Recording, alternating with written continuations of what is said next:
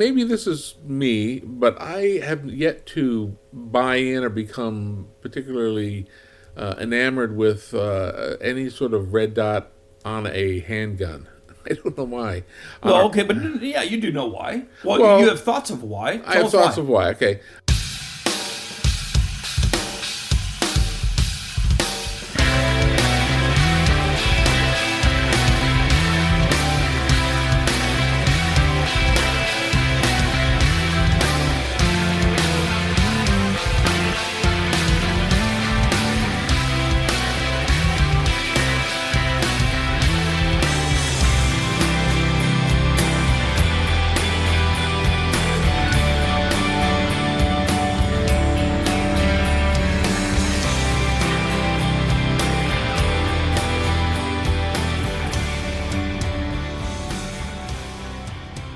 Welcome to episode 2. That's right, episode 2 of the Frugal Firearms Podcast, the podcast designed to help you get the most out of your shooting dollar.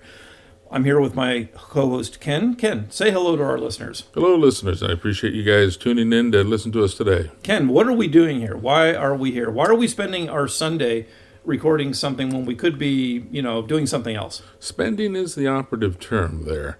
I mean, this is Frugal Firearms, and what we want to get is we'd like to get value for the dollars that we spend. So we're here to talk about some of the things that we consider to be high-value items. Exactly. Yeah, and if you dear listeners, haven't checked out our first 2 episodes, episode 1 and episode 0, the collector's edition, that was actually a beta that we decided came out pretty good. So we posted it to all the different podcast aggregators. What we want to do here is we want to highlight the idea that you can get more for your dollar if you listen to our advice. And if you don't like our advice, you can contact us at Frugal Firearms Podcast. That's firearms plural. So Frugal Firearms Podcast at gmail.com. And we also hope that you will like and subscribe on the various podcast distribution networks, according to which one you prefer, because that helps more and more people see the show, and that'll help us sustain the show. Absolutely. So what are we going to talk about today? Oh, well, I guess the first thing we got to do is talk about our disclaimer, right? So I'm not a lawyer. I don't play one on TV. Are you a lawyer? Do you play one on TV? I'm an engineer, and you're an IT engineer. So yeah, software engineer. Yeah, well, no. So if you listeners think that what we're talking about is legally sustainable advice, no, you're wrong. And if you need legal advice, either concerning the legality of products that we talk about in your area, or our perspectives on self-defense, or any other topic that we might meander into, because this is a pretty free-form show. Yep. Yeah, vet that with your local lawyer. And by the way, I do mean local lawyer. And why would I say that? I would say that because different municipalities have different local rules, and what may not get you in trouble at the state level might get you in trouble at a different level. Absolutely. There's local, state, federal, and international. I mean, we're close to the Mexican border down here. Yes, we are. We will never cross the international border with any firearm or firearm-related item. That's an interesting thing. That in Mexico, I have a friend who does have a property in Mexico, and as an American, and he does have approval to bring, have a weapon in Mexico. Mexico has in their constitution the right to own firearms. The way they manage the problem to keep people from owning firearms, I mean, people who are not drug cartel people, let's just get that out of the way. They get anything they want. Yeah, they get whatever they want. Yeah, and some of it's shipped in from the United States with government support. Yeah. Thank you, Eric. Yeah. Holder, yes. They have one gun store in the country, and it's in Mexico City. So if you want a gun, yep, you have the right to go buy a gun, and you have to get yourself to Mexico City to do it. Amazing. Yeah. A city of 9 million people, you're going to go down there, and you got to travel there from all over. The country is huge. It's a huge country. I mean, it's not as big as the U.S., but it's still, it covers some distance. It's a substantial piece of property, yep. Absolutely. And you are not allowed to own a firearm that has a military caliber. Right. So, but again, unless you're in the drug cartels and they get anything have they want, they want. Right. Okay. So, to finish that out, seek the appropriate legal advice if you need it, folks, because this show is about our opinions and our opinions only, and no one Right. else's. So I wanted to thank the people who have early adopted us and who have already subscribed and listened. I'm able to look at the analytics on that, and I thought it was interesting when I started looking at the heat map of who's been listening and the age groups and genders and so on. The thing that struck me was this big dot right in south central Kansas, and I thought, why are there so many people in south central Kansas tuning into the show? The heartland of America. So I zoomed in on it, and it's in the middle of a reservoir. They live on a houseboat. Yeah, and all of them, right? They're in they're right in the middle of the Cheney Reservoir, and I thought, okay, something's wrong here. And it turns out that that's the geographic center of the country, There you and go. this is for people who listen to the show and didn't put their city in. So That's fine. So that. Yeah, but all you people listening on the houseboat in Cheney Reservoir, You're right. thank you. So I realized that when in listening, and editing the last two shows, that I didn't exactly keep to my word. I said that we were going to cover some topics that we didn't, because this is a free-form show, and in the 45 minutes to an hour we're talking. Lots of rabbit holes to go down. Yeah, we just forgot. So let's kind of catch up on that. I mentioned that I was going to talk about ammunition pricing. Yeah. A good website for that, and there are several. I think there's one called ammo.com. There's a few others, but my favorite one that I would recommend to listeners is ammoseek.com. Ammoseek is good because you can dial in exactly what you want in terms of not just caliber, but grains, how much shipping you want to pay, and perhaps you don't want to pay any shipping, whether it has brass or steel cases, and you can get very, very particular and then find the best pricing on ammunition. So for anybody who can have ammunition shipped directly to them, which I think is most of the country right now. But not the People's Republic of California? Not here, no. Not Here on the yet. left coast? Nope, not here. But here what you can do. Here you can use a firearms dealer who also has a California ammunition license, which is, by the way, a separate thing. But if they have a California ammunition resales license, they can receive the shipment for you. You're going to have to obviously pay them for their trouble and legitimately for their time to do that. But you can still get ammunition at a much lower cost than probably going down to the whatever other limited source you have. I'm so looking forward to the Bruin decisions and the Supreme Court and the Heller decision striking down so much of this and getting back to freedom. We used to have it here in this country. Used to have it here in this state. Yeah, we did. Well, I had that conversation with someone else this morning too on a slightly different subject about whether or not it's better to avoid being involved in organizations or in areas where you're losing, or whether it's better to stay and fight and basically get in behind enemy lines. And I respect both perspectives on that. So ammoseek.com is a great place to go look to find ammunition at a lower cost, or look for calibers that maybe you don't have available locally. And that's an opportunity that you'll want to take if you use a lot of ammunition, you buy it in bulk. You can save a lot of money that way. Someday we're going to have to talk about reloading, because reloading is one of the things that I do and I enjoy. And the fact that you can save 50 cents or 50% to maybe 2/3 on the cost of ammunition, most ammunitions. And the other advantage is the fact that you can load up a very specific bullet weight with a very specific amount of powder that's flat out not available commercially anywhere. So, but to do that and do it well, you really got to get into it with the chronograph and range time, and every rifle, even if you have two identical rifles, they behave differently due to the barrels and all sorts of things. But it's a really fun thing to do. Yeah, and that's part of the value of the activity. Remember, this is the Frugal Firearms podcast, and the focus is on value, but there's a construct of value that is, what's the entertainment value, not just the monetary value. Absolutely. And the satisfaction that you get from doing something on your own that maybe you did better than you could go buy in the store. Yep. So I agree. That's going to be something that probably you'll lead the topic on that, Ken, because you have experience in that area and I don't. But when we get to that point, that is something definitely worth covering. The other thing, the major faux pas on my part, was not covering the value ratings, because we said that we're going to give value ratings to the various things that we review on the show. And then we just ran right away from that and didn't do any of it. So we're going to catch up a little bit, and hopefully, if we fail to do that in the future, readers or listeners out there will remind us of that and get us back on track. So how are we going to do that? We're going to do a Likert scale. That's one of those famous.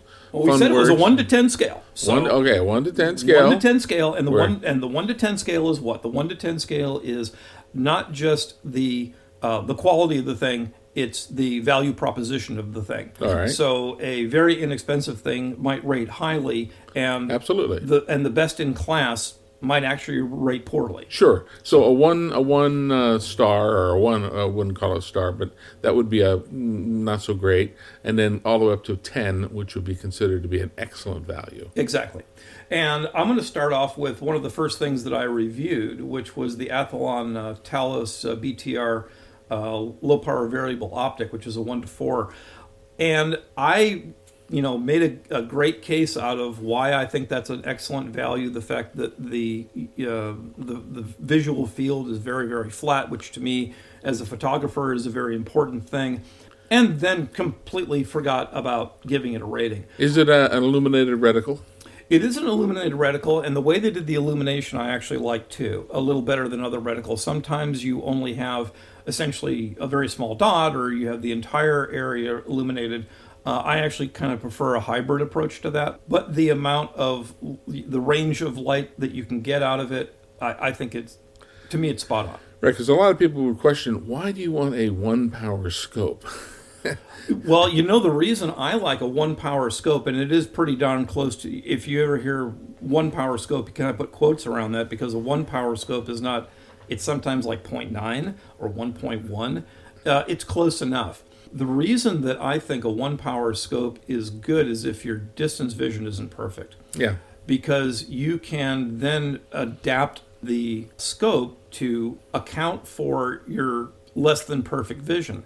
Now, my right eye is 20/15, so I have really good distance vision in my right eye. My left eye is not quite as good, and I'm right-eyed. I'm right-eye dominant. As am I. But the fact is that I can still get a much better view through a prism scope or through a traditional glass scope, even at 1 power. So it also helps, literally narrow your, not that you want a wide field of view, but it does tend to focus you, put quotes around your attention, focus. Sure. It focuses your attention, exactly. And that's why it's of value. And at the ranges I shoot, I don't really need more than 4 power. We're going to cover a scope in a future show, which is going to be a 3 to 15 power that, well, it just isn't available in less than 3 to 15 power. But for its purpose, I think it still fits the bill of being a value proposition. But the nice thing about the Talos, even though it is essentially the bottom of the Athlon line, you remember, it's not just about the product, it's about the company behind the product. And I managed to break one. I managed to knock the reticle loose out of the scope. Inside the interior. Inside the scope. And right, so it's not something you just tighten from the outside. Right. You got to disassemble it, and that's optical quality, and Yeah. It wasn't, I wouldn't say that it was a super hard hit. It also wasn't gross negligence. I didn't drop the thing out of a helicopter. I didn't run over it with a truck. No. But the reticle came loose and needed to be replaced. I sent it into them, and in no time at all, they had a new one back to me. That's excellent customer service. And even on a budget scope. So they probably lost money on the entire deal because there's probably not enough profit margin. No. But they still covered the product and honored the warranty. So reputation means something to them, and that's an excellent quality. So I'm giving that scope a 9. I'm giving that a solid 9. A 10, by the way, for me is going to be really hard to get. Okay, now we're going to talk about the also previously discussed Smith & Wesson Shield. Shield. What do we both own, Ken? We both own Shields. I actually, there's Gen 1 Shields. The other interesting thing is they're not only Gen 1 Shields, they are California edition Gen 1 Shields. And one of the odd things about that is California requires a chamber flag indicator. So most of the shields that you'll see in the 49 other states or other parts of the country, they just have like a little peephole that's drilled right at the base of the base of the cartridge as it's inside the chamber, and you can kind of look down in it. You see a little tiny peephole, and if you see brass in there, then obviously you've got a round in there. California required a little pop-up flag, which pops up, and this little like red flag sticks up. It's about a 3/4 of an inch long, and it rotates up, and it's actually it was one of the odd things that I actually like. And the reason why I like it is it's tactile, and I can feel it in complete utter darkness. If I were to grab my shield in complete darkness, I wouldn't have to go, is it loaded or not? I mean, I can't see down. It's too dark. I can't see through the little peephole, but I can just feel across there. And if it's tactically up, then I know instantly that it's a loaded chamber. So would you say that now, knowing that both of us own 1.0s, not 2.0s, now 2.0 is the standard one. I've seen the 2.0. I think that the value proposition for the 2.0 is about equal to the 1.0. I mean, I got mine for just, frankly, north of $200, and it was new. Yeah. Now they cost more, not surprising. Now, what would be the basis for value proposition of a shield? You'd have to compare it to other competitive things out there. We do.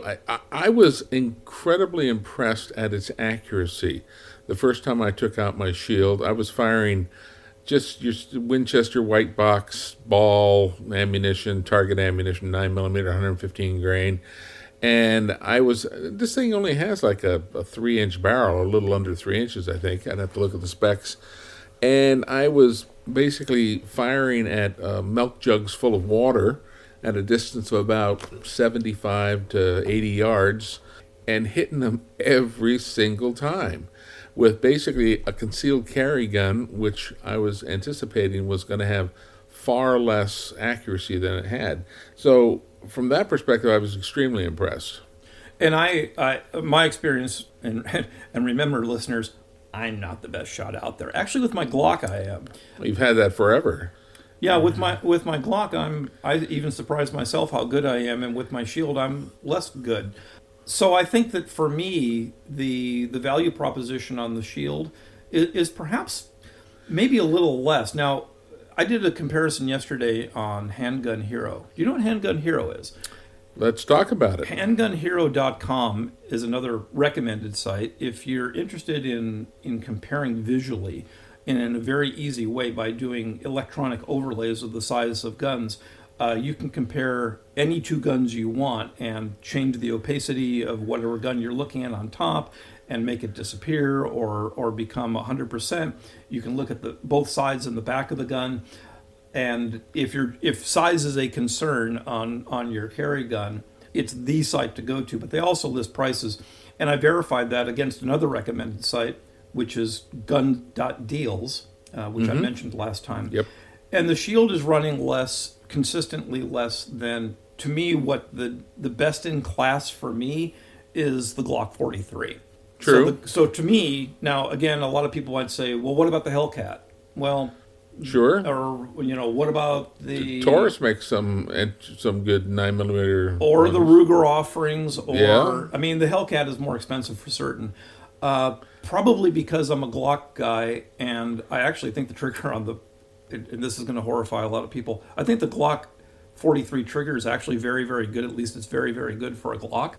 To me, that's the class leader, and looking at the street prices of that, you can save, I think, around $100 getting the shield. I believe so. And sadly, the 43, since we, again, live here on the left coast, here in the People's Republic of California, and we love to be goose-stepping with the governor, is that 43 available here on the primary market here in the state of California? Not to me, it's No, not. No, it's not to not. you either. Not It is to to me law either. enforcement. Of course, law enforcement. Right, yeah. And, of course, they do come up on the secondary market, which is where a law enforcement officer who purchases one of these things legally, fine, and they shoot it for a while, and they decide that, you know what, they just don't like it that much. And then they end up selling it on the secondary market, And when they do, it's perfectly legal then to buy it on the secondary market, It's also perfectly legal to make it really, really, really, really expensive on the secondary market. which is what they do. Yeah. They typically double to triple the price. So Right. say it costs $500 just brand new in almost any other state. In California, if you buy the same thing on the secondary market, it'll be somewhere between $1,000 and $1,500. Yeah, not going there. Not going doing there. that. Yeah. Right, exactly. And But it's- yeah. it's the only way to legally acquire some of these guns, because in the state of California, we still have the roster, the handgun roster. There's not been a new handgun added since 2013. Checking my watch, that's 10 years. So all those great handguns you've seen on the cover of Guns and Ammo and the NRA magazines and everything else, we don't get them in California, Yeah. at least unless you're in law enforcement. And remember, if you have if you haven't listened to earlier editions of the show, and let's say you're new to the show and you're thinking, why are these morons living in California? It's because the value quote proposition end quote of our lives indicate that California right now at least is the place that we want to be. And I mentioned the whole stand and fight thing earlier, so California is a beautiful state. It is. Beautiful coastline, mountains. It's got beautiful weather. It's got forests. It's got Yosemite. It's got some of the best taxes things. and fees and, and income tax and it's property run- tax and sales tax. Yes, and it's run by insane politicians. That's right. And we are one-party state, and by that means there really is there's no Republican represent. There's Republicans in the Senate and in the state legislature, but they basically have almost no effect because 2/3 of the entire legislature is run by the single party, the Democrat, left wing of the Democrat. That's insanity. Yep, it is. So, but let's not. We're not doing a political show. No, here, we're so not. let's- We're not. We're not doing that. And remember, and by the way, our Democrat friends out there, and I actually mean that. I mean that sounds. We have Democratic friends. It sounds. We have family members. It sounds sarcastic to say that, and I really mean it. I mean, I've close family, intelligent people who I simply just don't agree with. So, Correct. you guys, that didn't sound right. People on the left, people who don't agree with our perspective, as long as they agree with the idea that self-defense is a fundamental human right, It's a fundamental natural right. are welcome to. Yes, you're right. Yeah, natural right. Natural right to all animals. All animals, including human beings, have a right to self-defense. Yeah. It is a natural, we could say, God-given right. So no matter what you identify yourself as, Exactly. you still have a right to self-defense, and you're welcome on this show. If by the way, if money is also an issue and you want to save it. Yes. Okay, so we've covered. So what's your number for the Shield? My number for the Shield is very good. I would have to probably say a 7 to an 8. And the only reason it would have been higher if all we were looking at were Gen 1s. Mm-hmm. It probably would have been an 8 to a 9. But now that the Gen 2s are out, and better than that, another gun we can't get, which is the Shield Plus, which is basically the same thing as the Shield, except instead of using a single stack magazine like was what we have in California, it has a staggered stack magazine, which gives you, I think, 12 rounds instead of the maximum 10 or 8 that we get. I think it's just 8 that we get in our existing one. So you pick up like another 4 rounds with a staggered on the Shield Plus. And the nice thing with the Shield Plus is it does fit in all of the existing holsters for your Shield, because it just fattens up the grip by like not even a quarter inch or something. Yeah, it's a. I'm looking at it right now on Gun.Deals. It's a 10 round, and the price point is still running about 10% less or so than a Glock 43. Yeah, and that's 10 rounds with the standard length magazine. If you do the extended magazine, you pick up probably another 2 rounds, so it's probably like 12. I guess I'm going to get. I was thinking yeah. about giving it a 7. I think maybe since they've maintained the price advantage, Yeah. I guess I'd have to go with an 8. I guess if it was a Glock 43 for this, then at the same, if it was cost competitive with the Glock 43, I think it'd probably fall to about a 6 in my estimation, only because of the price advantage and the fact that they really are advancing the model. They are, and they've done a great job. I mean, the trigger on the Shields is very, very good. Even the Gen 1s I have held. And I don't think it's better than a Glock 43. Well, to be honest with you, I have not actually gotten to fire a Glock 43. I did actually get to see one, hold one in another state. That's why you should have gone to the SHOT Show. Because you could have at least dry fired these things. That's true. That's true. True point. So, okay, the next item up is a me item. It's the LaRue MBT 2S trigger, which I mentioned last time, which is a parts kit trigger, not a drop-in trigger, for the AR-15 and variants thereof. That's a straight up 10. To me, that is as good as any two-stage trigger I've ever felt, and I'm a two-stage guy. And the price point on it, it's crept up over time. Understandably, there's something called inflation that perhaps a few of you have heard of, but at the same time, I haven't seen anything cost competitive with it that is its equal. We'll see that new Trigger Tech drop-in trigger that has a price point of around $150. I wouldn't say would be the LaRue killer, but it's going to give them a quote run for their money. I tried it at SHOT, just sitting on the test stand, and I would say that at the price point, that is the best drop-in two-stage trigger. So again, the LaRue though that I actually own, straight up 10. You have a gun to cover, Ken. Taurus 856. Taurus 856 they make it in a couple of different variants, but the one that I acquired was stainless steel. I like Taurus. They used to have a bad reputation, but they've gotten quite a bit better. The nice thing, if a firearm is available in blue steel and also for a $20 or $40, $50 increase, you can buy it in stainless steel.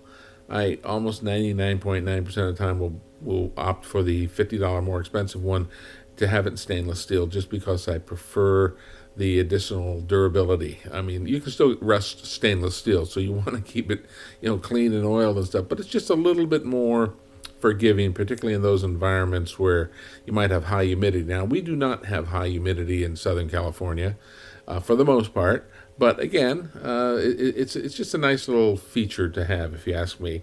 And there are some firearms that are available in if you want a black or dark one, they do have stainless steel that's been blacked out. They have like a melamite or I can't think of the name of it. It's a coating over the stainless steel to make it black. Actually, all of the M&P Smith & Wessons, which have the M&P Shield and the M&P full size, those are actually stainless steel slides that have a black melanite coating on it, whatever. Well, it's not the stuff that the stuff that covers your kitchen counters. No. Yeah, I can't think. I've got to look it up. That's melamine. Yeah. But yeah, it's a black coating that goes over stainless steel if you don't want that bright white steel sort of a look to it. But anyway, with the Taurus 856, we had an opening of a local gun store that opened here in San Diego recently, and was able to pick one up for $299, which I think is a tremendous value proposition.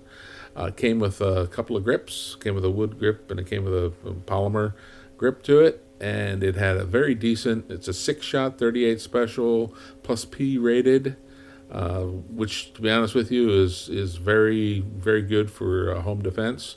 It was recommended. I recommended it to a friend of mine who is a widow now, and she wanted to get a firearm, a first firearm type of deal.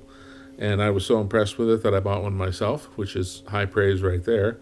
And that will definitely show in my increased rating for it when we get there. So what do you rate it at? I don't own one, so I'm not qualified to rate that thing. I rate that as a solid 9. Okay. I think it's an excellent value. They make it in several variants. They make it in a 2.5 inch or 2.25 inch is what I'd probably have on the snub nose. They also make it in 3 inch and 4 inch, I believe. I think almost any variant of it is perfect. You can buy reduced power springs in it. The springs are pretty decent. In other words, the trigger pull is pretty long and pretty, but it's very smooth. But it's probably got like an 8-pound trigger pull, which is fine on a revolver because you're rotating the cylinder as well as cocking the hammer. So it's quite a bit. But you can also put in different springs to reduce that if you want, and you can do quite a bit of gunsmithing with it.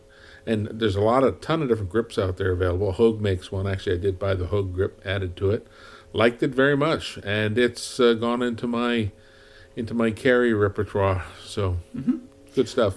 So the next item. Oh, well, did you give it a number? Was Give I it a not listening 9. to you? You gave it a 9. Okay. it a 9. Gosh, I got distracted there for a minute. I am going to now. Well, actually, we're both going to talk about the AR7 that we reviewed. Now, I think this is maybe we're going to have our first disagreement during this show about the value proposition of the AR7. So, if you don't know and you didn't listen to the previous episode, AR7 is a breakdown survival rifle that all stores in the stock. Yeah. It floats. It floats. And it's a fun little gun, but I got mine. Mine happens to be a Charter Arms, which dates it a lot because it's been About 30 years or so. Yeah, it's more been, than 30 years. It's 35. been something like that. 35 years. It's been a long time since I bought that, and I bought it for well less than $100. And I don't know if it was audible on the podcast, but I just pulled up the prices for those, and I kind of gasped. Almost $400. Yeah, or more than 400, and that is Astounding. disappointing, and I don't think sustainable. And Henry doesn't build rifles at a very fast rate right now, so I don't even know. Henry builds some great stuff, though. God. Well, first let's talk about your Charter Arms version of it. Okay, the AR7, and I like to buy, since we're talking about frugal and getting value, I'm very big into buying used firearms. Okay. But not everyone has that. I mean, so where would you go for that? You go to gunbroker.com Well, you go to Gunbroker, or grab a gun or something like that. or just down to your local gun store. Right. I constantly am going through the racks at gun stores around town, looking at what comes in. And the other thing is pawn shops. Not all pawn shops you can pawn a firearm at, but many of them do have that. Pawn shops are a great place. And the great thing about pawn shops is that pawn shop will almost always list the firearm at the current brand new price. And it's like, well, they want $500 for it, or whatever the price might be. Pawn shops are a suggestion. You're like, nah, I don't want to do that. I will give you, and cash speaks volumes at a pawn shop. You can walk into a pawn shop, and I've gotten 30-40% off certain things because you can sit there and go, hey, that's unusual, it's weird, it's going to sit there for a year. Wouldn't you prefer just that you bought it for 25 cents on the dollar? Wouldn't you like to sell it for 50 cents on the dollar? You're making money. But isn't that? But doesn't, like, if someone sells them, I don't know, a Fabergé egg or something like that they can't move? There are unscrupulous things, and there are people who, there are weird things. Okay, but too. I mean, don't guns move right off the shelf at a pawn shop? I mean, no. Sometimes they sit there a long time. Do they? Okay. A long time. I don't frequent pawn shops. I do. I frequent pawn shops. Okay. I go to several pawn shops I'm not around criticizing. time. I know you're not. Okay. I'm just saying I've gotten some fantastic deals on some wonderful. I've even Okay, bought, but let's go with your number then. So we previously covered the AR7 and what we like and don't like about it. But if you're going to get 30% off of a $400 gun, if you're lucky enough to find it and it's in good condition, that it's actually worth. Sure. Like it's still worth 70% of its original cost. How does that compare to maybe a gun you haven't seen yet? But to me, the Winchester Wildcat, which comes in at more than $100 less, which takes AR, it takes the Ruger 1022 takedown rotary magazine, or Oh. it takes their own magazine. Interesting. It takes both. And I mentioned before that I think that probably indicates that Ruger's patent on the design of their magazine must have expired a long time ago. They've been building them since like 64. Something like that, yeah. But the 50 Winchester Wildcat, now it's not a breakdown gun, so its full size is gonna stay that way. But if I were to look at that, or let's just say even the Henry Mini Bolt or something like that, well, that's not a semi-auto. What if you want it to be apples to apples? It needs to be another semi-auto. I like the fact that the AR7 is a semi-auto and breaks down small, but I'm really not liking. Papoose. I'm not liking the $400 price tag on this at all. No.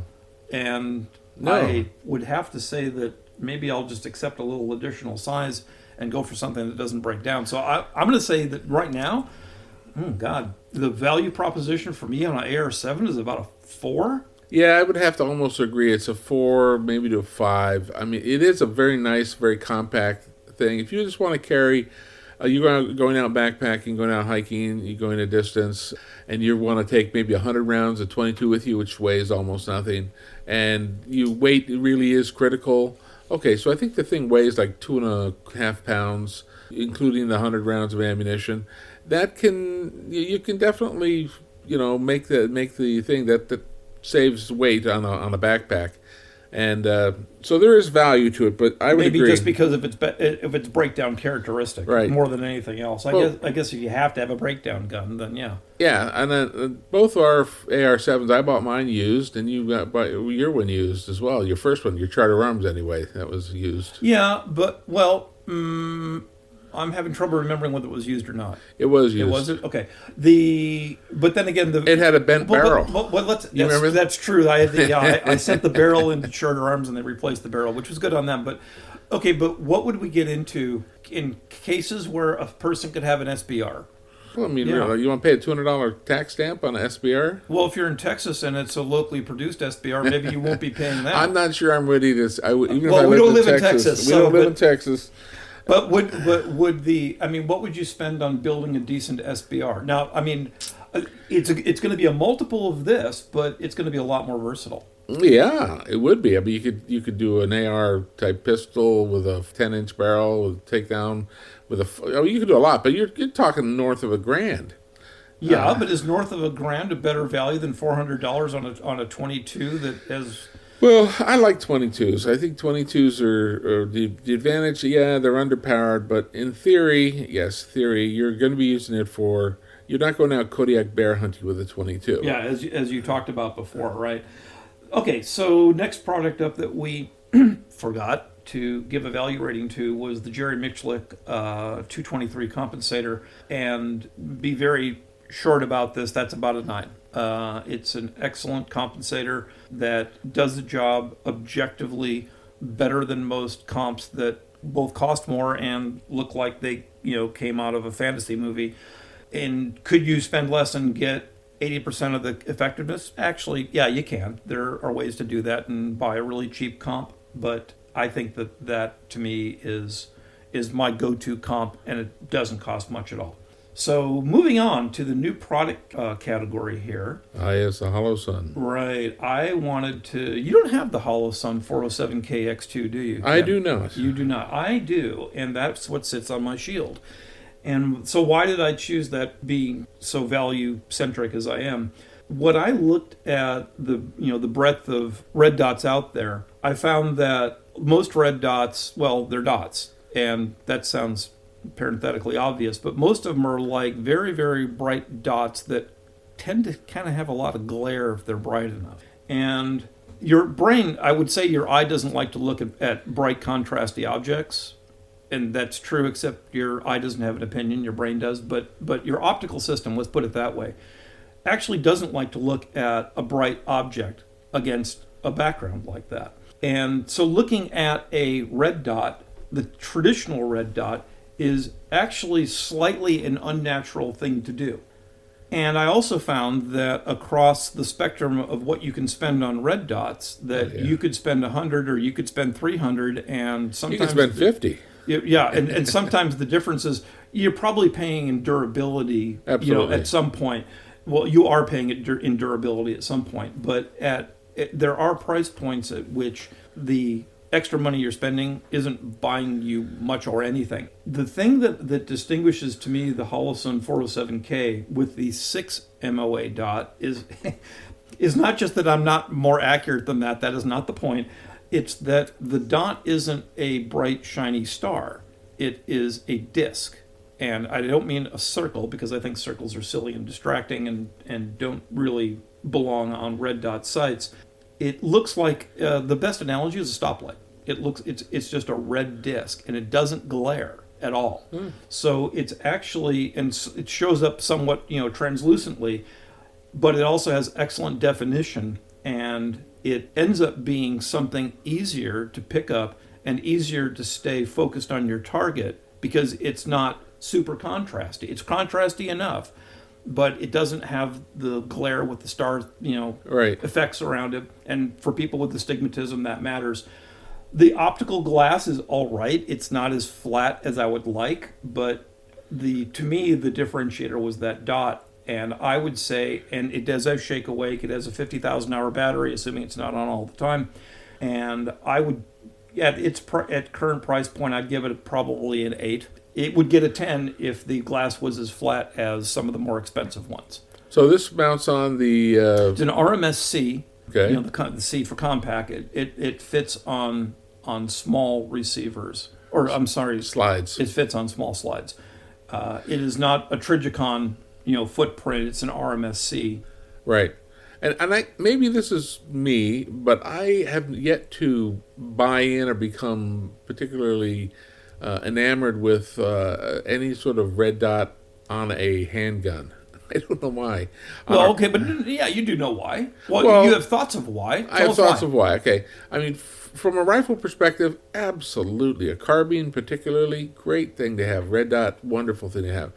I don't know, pistol, because you're increasing the vertical height of the pistol, which is, in my opinion, is most of the things I would do would be for concealed carry. So to me, it's something sticking up in the back, and it'll snag on something at the worst possible moment. I find it unnatural to rely upon it, because what if the battery's out? What if you knocked it down? It's just not working. Well, that's called co-witness. That's why you put suppressors. I understand that. High sights. Yeah, I get it. But to me, I'm an iron sights guy. I learned on iron sights, been firing iron sights for half a century or whatever.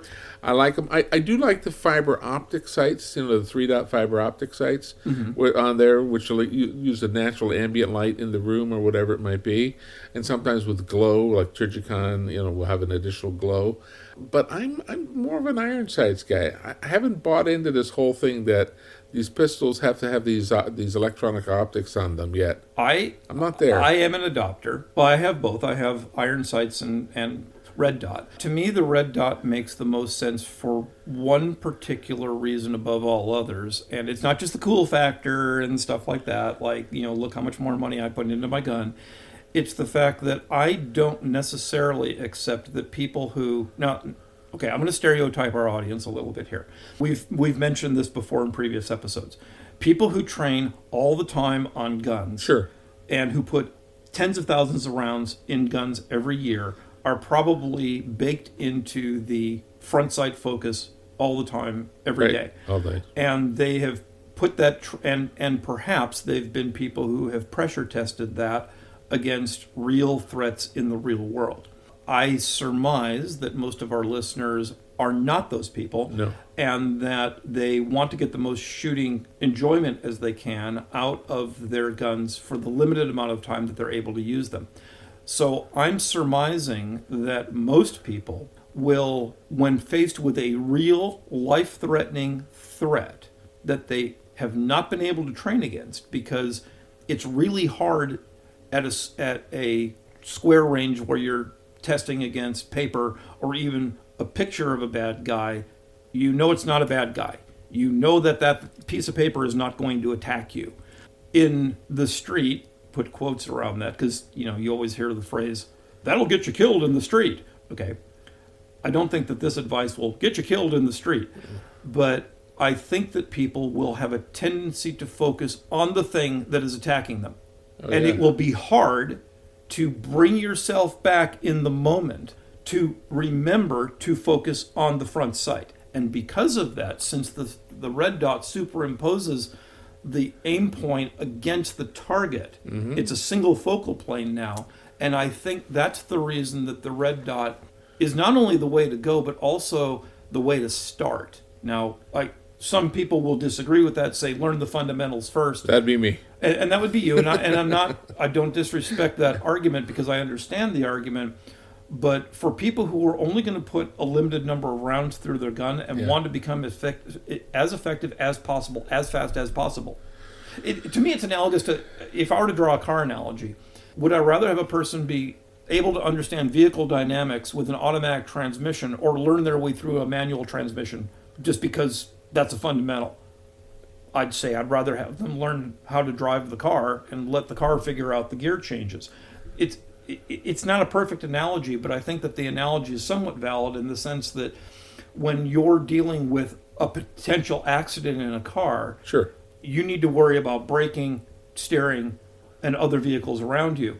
When you're dealing with a life-threatening situation in the street, right, you're dealing with the threat, the sight picture, what's behind him, is it a shot you can actually take safely or not based on your skill, based on the range? The thing you don't want to also have to think about is changing your focus when you've already got now tunnel vision.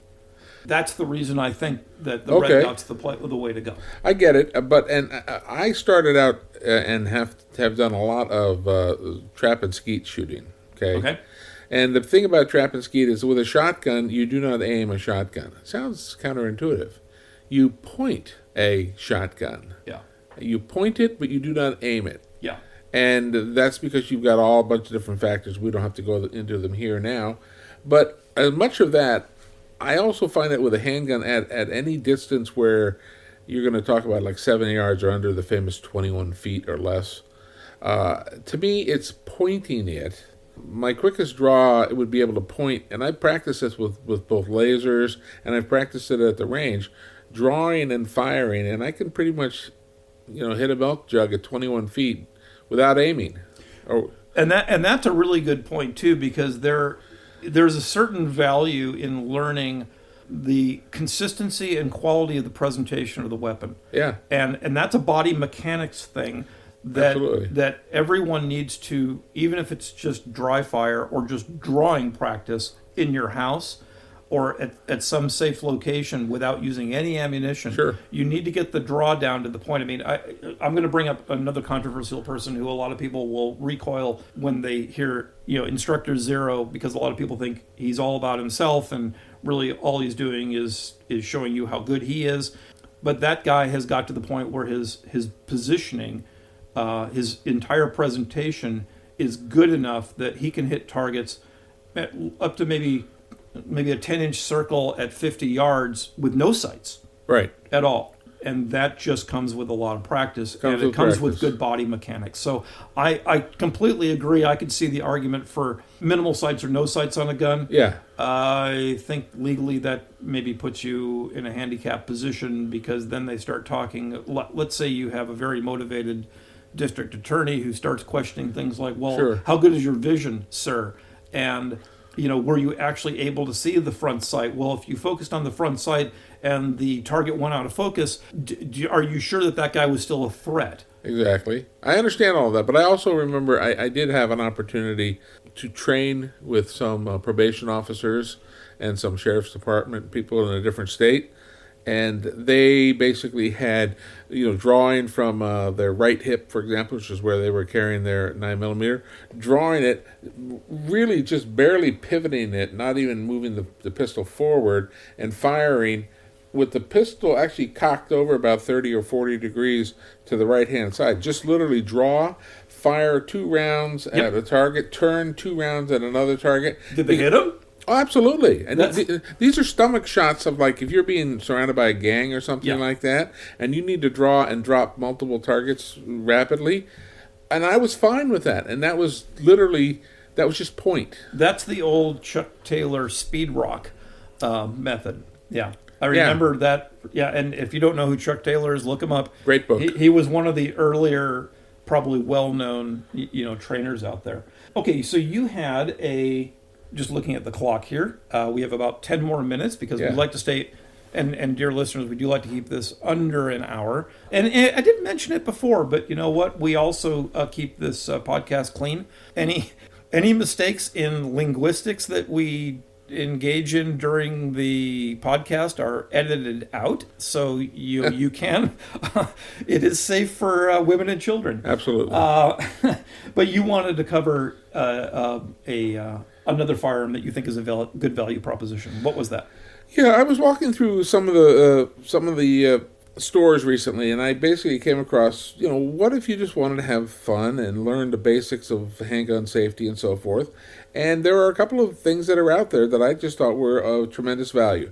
One is the Ruger Wrangler, which is a single action, sort of like a 1873 sort of a peacemaker design in 22 long rifle. It does not have a swing out cylinder. It has a loading gate that opens on the side, and it runs about $200, $210, $220, somewhere in that range. It is made out of obviously a steel barrel, And I think the receiver is of a slightly lesser material. And then I compare that to Ruger's higher end single action 22, which is a single six, of which I actually own one of the single sixes, which has adjustable sights on the front and the back and a whole bunch of other very fancy things. It costs around $700. But the Wrangler, which I think for most people is a tremendously valuable gun, it allows you to go out there and shoot 6 shots at a time, and you have to unload each one of the brass ones individually. And the advantage there is, number one, you're going to slow down. And that's one of the reasons why you train initially, like when you teach people, you train with a bolt action gun, because you want them to slow down and focus on the essentials. And it's just flat out a fun gun to shoot. So the Ruger Wrangler, I would highly recommend, and it comes in a 6-inch or 6-shot cylinder, which is excellent. They are now also making a upgraded version of it. Just came out with it. I actually haven't seen one in the stores yet, which comes with both the 22 long rifle cylinder as well as the 22 Magnum cylinder. And I think you can also get adjustable sights on it now. And that's going to be around $300. And I still think at $300 for a 22 or 22 Magnum pistol, it is an excellent value, and I would highly recommend it to. But put a number to it. Let's be objective here. What's your score? I think everybody should own one, so I'm going to put it really high. I'm going to do about an 8.5. Okay. Yeah, I guess we don't really have a linear scale here, do we? We have a kind of a bit of a logarithmic scale. Like getting to 10 is going to be hard.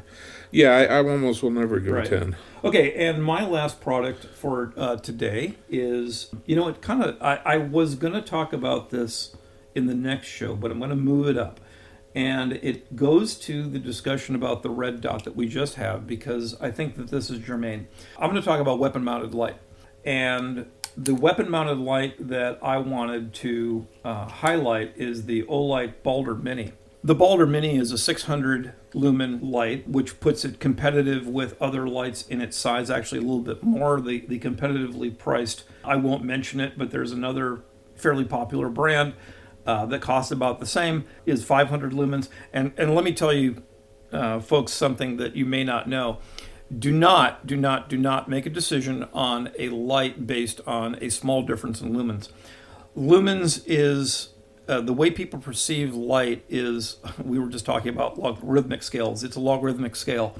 The difference in perception of a 600 lumen and the difference in perception of a 500 lumen light is not the percentage that you would arithmetically calculate between those two. It's hardly noticeable at all. If you want to change the perception of the amount of light, you have to change it by quite a bit. Same thing goes with noise, which is something that my day job requires expertise in. So, a 600 lumen light, its big brother, the Balder S, is an 800 lumen light. It's physically larger, and I would say not worth the extra size, because the size of the Balder Mini allows it to be mounted and stay flush with a greater range of guns because it's shorter. Does it use the same battery? I don't know whether it uses... Okay, let's back up here. I don't know the capacity of the battery. The way that Olight does their batteries is they have a magnetically mounted charger that really works very well, because it's a 360-degree charger. It can mount any way you like. And I don't know what the battery life is. So there is that to consider. But then again, the light is not unlike a red dot, it may not constantly be on. It's only going to be on when you tell it to. The other thing why does it try back to the discussion about the red dot? We can have a conversation later about the validity or the need to have a weapon-mounted light or use a handheld light, because I think that by itself is a separate topic that maybe we'll cover when we have one of our training guests on. But at the same time, it also has a laser. Now, the competition in the same price range does not include the laser. And you might think, well, why do I need a laser if I've already got sights or fiber optic sight, if I already have a red dot, if I have something like that? The reason that you would want a laser on a combination of a laser and a light is under the assumption that you haven't gone through all the training necessary to become thoroughly confident when you're faced with an actual threat in a real life situation. And I have seen this work with novice shooters, that having the dot on the target becomes the thing that you focus on. not just through the optical red dot if you so choose to put that on your gun, but let's say you don't, for reasons that you can mention were perfectly valid, which it doesn't fit in the holster you want anymore. The thing has become larger, it's an added expense. But having the laser on there and putting the light and the laser on the target does two things. It helps disorient the guy looking at you, particularly if, I mean, obviously this is going to be when it's dark because that's when it matters. But these things are bright enough that even in daylight, the light can be disorienting and buy you time, which is important. But putting that laser on the target allows you to have, maybe not the perfect aim point, but a good enough aim point that becomes the focal point, and you no longer have to worry about as much about body positioning, about whether you're holding the gun perfectly. Maybe you have a hand that's out of commission and now you're doing it one hand, you're doing it offhand. It allows you to get on target quicker with effective shots. And that's the reason I think that a laser, in other words, I don't think there's a downside to it. I think there's only upsides. I don't think it makes it worse for an experienced shooter. I think it makes it better for the inexperienced shooter.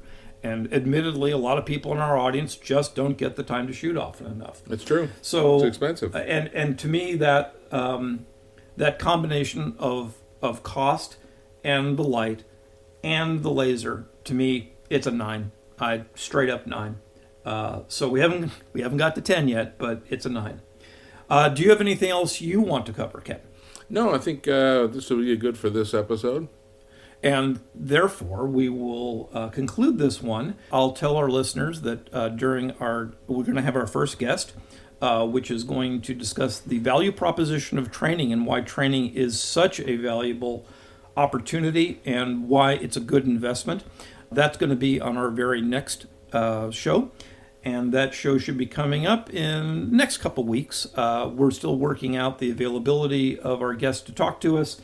And then that will be posted to all the same podcast aggregators.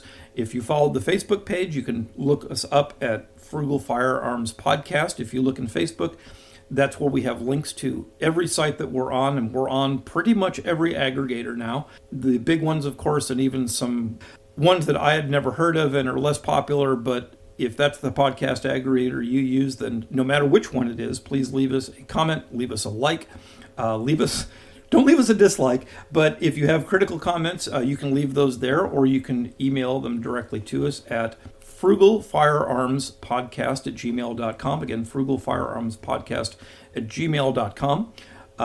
Love to get your input. If you have a product that you would like to highlight on the show, contact us. If you're interested in advertising opportunities, contact us. We're open 24/7. Well, we don't read email 24/7, but you can always contact us and we'll get right back to you. Either you can address things to either myself, Craig, or to my partner, Ken, or just to either of us, and we'll monitor that and be very responsive because we're tailoring this to you. We're tailoring this to the person who doesn't have unlimited money and wants to spend it wisely. Absolutely. So, thank you for your time. Ken, any closing comments? Nope. Thank you for listening, and we will talk to you again soon. Thank you. Thanks much.